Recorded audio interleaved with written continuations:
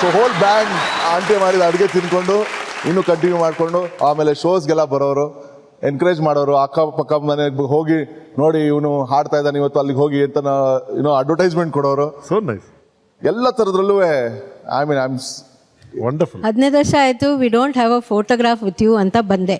ಅರೆ ನೈಸ್. ಬನ್ನಿ ma'am. I have not taken a photograph. ನಮ್ಮ ನೇಬರ್ಸ್ ಎಲ್ಲರೂ ಹೇಳೋರು, ರಘು ಯಾವ ಲೆವೆಲಲ್ಲಿ ಹೋಗಿದ್ದಾನೆ, do you know how great he is ಅಂತ.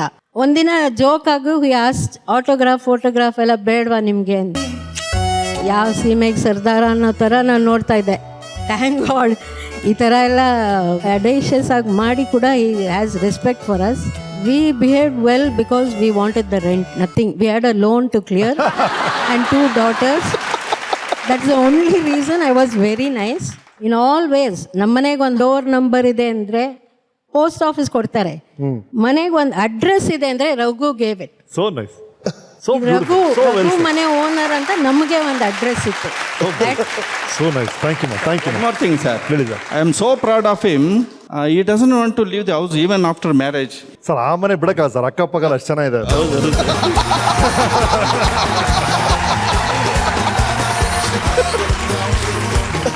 ರೈಟ್. ಅಂದ್ರೆ ನಿಮ್ಮ ಎಕ್ಲಿಪ್ಸ್ ಅಂತ ಕಾಲೇಜಲ್ಲಿ ಶುರು ಮಾಡಿದ್ರಿ, ಸಣ್ಣ band, but still professional band ಅಂತ ಶುರು ಮಾಡಿದ್ದು ಈ ಅಂತರಾಗ್ನಿ ಅನ್ನೋದು. ಆಕ್ಚುಲಿ ಮೈಸೂರಲ್ಲೇ ಶುರು ಆಯ್ತದು. ನನ್ನ ಪರಿಚಯ ಒಬ್ಬ ಅತ್ಯಂತ ಕ್ರಿಯೇಟಿವ್ ವಯಲಿನಿಸ್ಟ್ ಒಬ್ರು ಮೈಸೂರು HN ಭಾಸ್ಕರ್ ಅಂತ ಇಂಟ್ರೊಡ್ಯೂಸ್ ಮಾಡಿಕೊಂಡು, would you like to jam some time ಅಂತ ನಾನು ಒಳ್ಳೆ ವೆಸ್ಟರ್ನ್ ಮ್ಯೂಸಿಷಿಯನ್ಸ್ ಮಾತಾಡ್ತಾರಲ್ಲ ಹಾಗೆ ಮಾತಾಡಿದೆ. ಅವ್ನು ನನ್ನನ್ನು ಮೇಲ್ಗಡೆ ಕೆಳಗಡೆ ತಂಗ ನೋಡ್ಬಿಟ್ಟು ಸಾರಿ ಅಂದ್ಬಿಟ್ಟು ನಾನು I M a classical musician ಅಂದ್ಬಿಟ್ಟು ನಡ್ಕೊಂಡು ಹೋಗ್ಬಿಟ್ಟ ಅವ್ನು. ನೆಕ್ಸ್ಟ್ ಇಯರ್ ಅದೇ ಕಾಂಪಿಟೇಷನ್ಗೆ ನನ್ನ ಫ್ರೆಂಡ್ ರೇಖಾ ಫೋನ್ ಮಾಡಿದ್ಲು. ಅವಳು ಫೋನ್ ಮಾಡಿ, ನೋಡಿ ಗ್ರೂಪ್ಗೆ ಒಬ್ರು ಗಿಟಾರಿಸ್ಟ್ ಬೇಕು, will you go and play the guitar? So ಹೋದೆ. ಏನಕ್ಕೆ ನೋಡಿದ್ರೆ ಅದು ಭಾಸ್ಕರನ್ ಗ್ರೂಪೇನೆ. ಅದೇ ಗ್ರೂಪ್ಗೆ ಗಿಟಾರಿಸ್ಟ್ ಆಗಿ ನಾ ಆ ಗ್ರೂಪಿಗೆ ಸೇರ್ಕೊಂಡೆ. ಆ ಪ್ರಾಕ್ಟೀಸ್ ಮಾಡುವಾಗ ಮಧ್ಯದಲ್ಲಿ ಸಿಗೋ ಬ್ರೇಕ್ನಲ್ಲಿ ನಾನು ನುಡಿಸ್ತಾ ಇದ್ರೆ ಅವರು ನುಡ್ಸೋಕೆ ಶುರು ಮಾಡಿ ಜಾಮ್ ಮಾಡಕ್ಕೆ ಶುರು ಮಾಡಿದಾಗ ಇಬ್ಬರಿಗೂ ಆ ಫ್ರೆಂಡ್ಶಿಪ್ ಬೆಳೀತು. ಇವತ್ತಿಗೂ every song of main is shaped by Bhaskar. Complete 50-50 credit for Bhaskar and me. Every song I right, every song. ಅವ್ನು ಕೇಳಿಲ್ದೇ ಇರೋ ಹಾಡೇ ಇಲ್ಲ. ನಾನು ಆಚೆ ಕಳ್ಸೋಕ್ಕಿಂತ ಮುಂಚೆ ಅವ್ನಿಗೆ ಒಂದ್ಸತಿ ಕಳಿಸಿರ್ತೀನಿ. ಅವ್ನು ಏನಾದ್ರು ಒಂದು ಚೇಂಜ್ ರಿಪೇರಿ ಸಜೆಸ್ಟ್ ಮಾಡೇ ಮಾಡ್ದ. ಅವ್ನು ತುಂಬಾ ಬಿಸಿ, ತುಂಬಾ ದೊಡ್ಡ ಮಹಾನ್ ಕಲಾವಿದ. ಇವತ್ತಿಗೆ ನಾವ್ ಅವ್ರನ್ನ ಹೆಂಗಾರು ಕರೆಸ್ಬೇಕು ಈ ಶೋಗೆ, ಅವ್ರು ಬರಕ್ಕಾಗಿಲ್ಲ, ಇಸ್ ಬಿಸಿ. ಬಟ್ ಒಂದು ವಿಡಿಯೋ ಬೈಟ್ ಕೊಟ್ಟಿದ್ದಾರೆ. ಓಕೆ, ಕಮಿಂಗ್ ಬ್ಯಾಕ್ ಟು ನಿಮ್ಮ ಅಂತರಾಗ್ನಿಯ ಟೀಮ್. ಎಷ್ಟು ವರ್ಷ ಜೊತೆಗಿದ್ರಿ ಆ ಟೀಮಲ್ಲಿ ಇವೆಲ್ಲ? ಟಿಲ್ 2005. ಅಬೌಟ್ 6-7 years ಜೊತೆಗಿದ್ರ? Yeah, about. ನಾನು ಭಾಸ್ಕರ ಪ್ರಾಬಬ್ಲಿ 2003 ತನಕ ಇದ್ವಿ. Bhaskar then branched out. Karnataka classical ಅವನಿಗೆ ಭಾಳನೇ ದೊಡ್ಡ ಆರ್ಟಿಸ್ಟ್ ಆಗ್ಬಿಟ್ಟಿದೆ. ಆಮೇಲೆ ತುಂಬ ಟ್ರಾವೆಲ್ ಇರೋದು, ಇವತ್ತಿನ ಪ್ರೋಗ್ರಾಮ್ಗೂ ಬರೋಕ್ಕಾಗಲ್ಲ ಅಂತ ಮನುಷ್ಯ ಅವನು.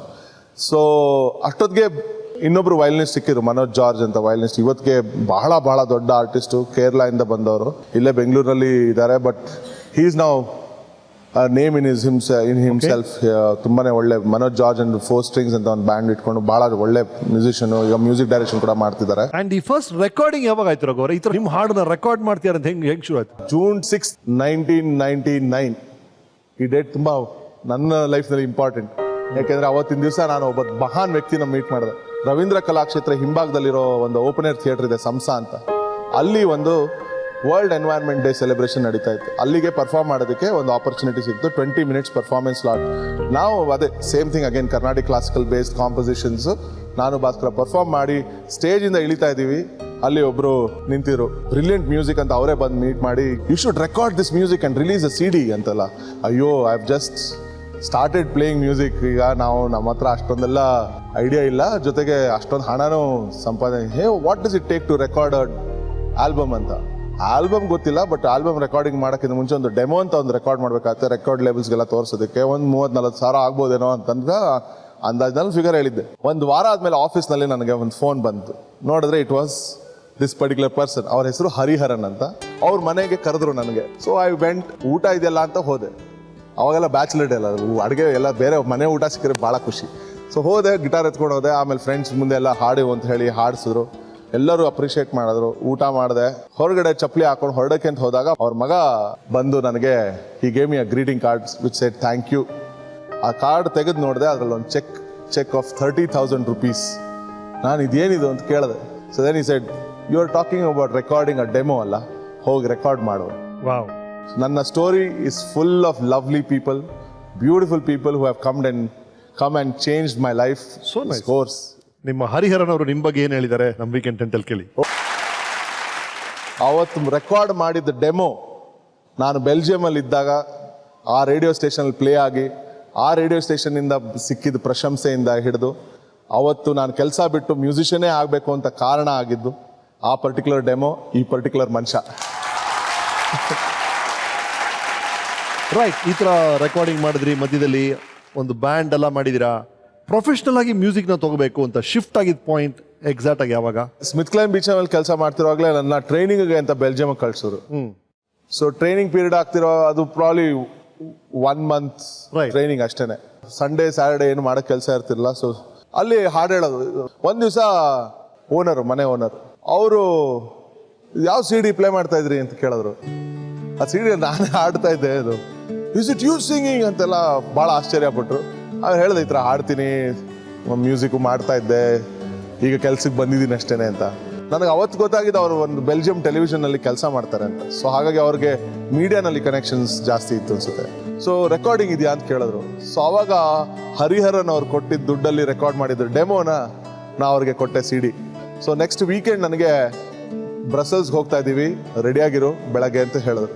ಆ್ಯಂಡ್ ರೇಡಿಯೋ 21 ಅಂತ ಒಂದು ರೇಡಿಯೋ ಸ್ಟೇಷನ್, ಅಲ್ಲಿಗೆ ಹೋಗಿ today you are going to have a live interview and some of your songs will be played there ಅಂತ ಅಂದರು. ನನ್ನ 3 ಹಾಡುಗಳನ್ನು ಪ್ಲೇ ಮಾಡಿದ್ರು ಆ ಸಿ ಡಿಯಿಂದ. ಆ ಪ್ರೋಗ್ರಾಮ್ ರಿಲೇ ಆದಮೇಲೆ ರೇಡಿಯೋ ಸ್ಟೇಷನಿಂದ ಸುಮಾರು ಇಮೇಲ್ಗಳು ನನ್ನ ಇಮೇಲ್ ಐ ಡಿಗೆ ಫಾರ್ವರ್ಡ್ ಮಾಡಿದ್ರು. ಇಷ್ಟೊಂದು ಜನ ಹೊಗಳಿದ್ದಾರೆ, you should continue doing this more ಅಂತೆಲ್ಲ ಬರ್ದಿದ್ದಾರೆ. ಇನ್ನೊಂದ್ಸತಿ ರೇಡಿಯೋ ಸ್ಟೇಷನ್ ಕರೆಸಿ ಅಂತಲೂ ಬರ್ದಿದ್ದಾರೆ ಅಂತೆಲ್ಲ. ಸೊ ನನಗೆ ಆವಾಗ ಐ ಗಾಟ್ ಸ್ಟಾರ್ಟೆಡ್ ಥಿಂಕಿಂಗ್ ಏನಂತಂದ್ರೆ, ನನ್ನ ಭಾಷೆನೂ ಅರ್ಥ ಆಗಿಲ್ಲ, ನನ್ನ ಮ್ಯೂಸಿಕ್ಕು ಅರ್ಥ ಆಗದೆ ಇರೋಂಥ ಒಂದು ಪ್ರಪಂಚದಲ್ಲಿ ಬಂದು ನನ್ನ ಮ್ಯೂಸಿಕ್ನ ಇಷ್ಟು ಜನ ನನಗೆ ರೆಸ್ಪಾಂಡ್ ಮಾಡಿದ್ ನೋಡಿ ಬಹಳ ಯೋಚನೆ ಮಾಡೋಕ್ಕೆ ಶಕ್ತಿ ಕೊಟ್ಟು. ಸೊ ನಾನು ವಾಪಸ್ ಇಂಡಿಯಾ ಹೋಗಿ ಯಾಕೆ ಟ್ರೈ ಮಾಡಬಾರ್ದು ಮ್ಯೂಸಿಕ್ಗೆ ಒಂದು I should give a full blooded shot for music ಅಂತ ಒಂದು ಶುರು ಆಯ್ತು. ಅವಾಗ ಯೋಚನೆ ಬಂದು within a week I decided I should get back to India and I came back to India to become a rock star ಬಂದೆ. But ಅದಾಗಿ ಒಂದು 7-8 ವರ್ಷ ಆಯ್ತು ಕಷ್ಟಪಟ್ಟಿದ್ದು. But eventually it happen. But ಅವಾಗ ಆ radio interview played a huge role in my life to come back to India. So ಮೈಸೂರಲ್ಲಿ ಶುರು ಆಯ್ತು ಈ ಧ್ವನಿ, ಜಗತ್ತಿನ ಮೂಲೆಗೆ ತಲುಪುತ್ತೆ. ಅದೇ ತರ ಮೈಸೂರಿಂದ ಶುರು ಆಗಿದೆ ಇನ್ನೊಂದು ಧ್ವನಿ ಇದೆ. ನಿಮ್ಮ ವಿಜಯ್ ಶೋ ಪ್ರಕಾಶ್. ಮಾಡ್ತಿದೀವಿ ಅಂತ ನಿಮ್ಮ ಶೋ ಮಾಡ್ತೀವಿ ಅಂತ ಗೊತ್ತಾದಾಗ ನಾವು ಅವ್ರನ್ನ ಕೇಳ್ಕೊಂಡಾಗ ಅವ್ರು ಬರಕ್ ಒಪ್ಕೊಂಡ್ರು. Please welcome mister Vijay Prakash. ಏನು ಮಾಡಕ್ ಕೆಲಸ ಇರ್ಲಿಲ್ಲ, ನಾನು ಬಂದ್ಬಿಟ್ಟಿದ್ಯಾ? ನಾನು ಈ ಸೆಟ್ ಹತ್ರನೇ ಕೂತಿರ್ತೀನಿ, ಯಾರು ಗೆಸ್ಟ್ ಅವರು ನುಗ್ತಾ ಇರೋದು.